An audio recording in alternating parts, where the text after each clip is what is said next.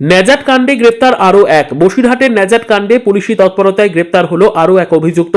ধৃতের নাম রফিকুল পুরকাইত। পুলিশ সূত্রের খবর, ভোলা ঘোষকে খুনের চেষ্টার ঘটনায় এর আগে 5 জনকে গ্রেপ্তার করা হয়েছিল।